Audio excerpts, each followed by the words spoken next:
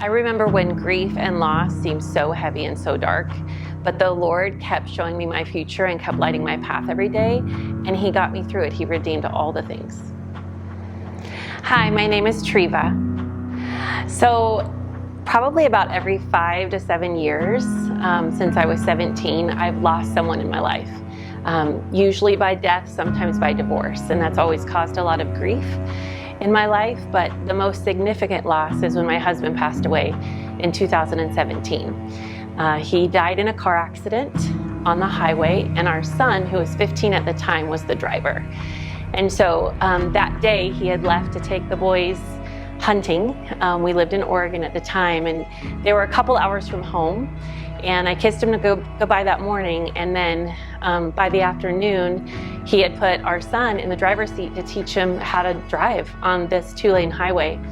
And our son tried to pass a semi-truck, and he panicked because other cars were coming the other direction. And our car rolled down the highway 4 or 5 times. And so my husband was with Jesus probably within 10 minutes.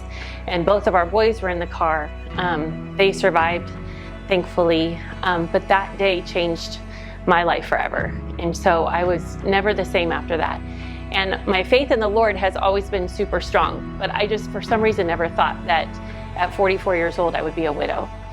And so the Lord used that grief and that loss in such a huge way in my life that He started a ministry to widows back in 2017, because I didn't have anybody my age that had been going through the same thing I was going through.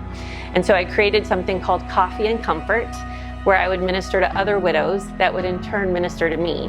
And we would meet once a month and just share our stories. And so I've seen the Lord use my pain and my suffering. Today I'm remarried to Jeff. My late husband was also called Jeff. So both of their names are Jeff, which means heavenly peace. And I just really know that the Lord has used my story to help other people, but He's also redeemed and restored my own story through loss and grief.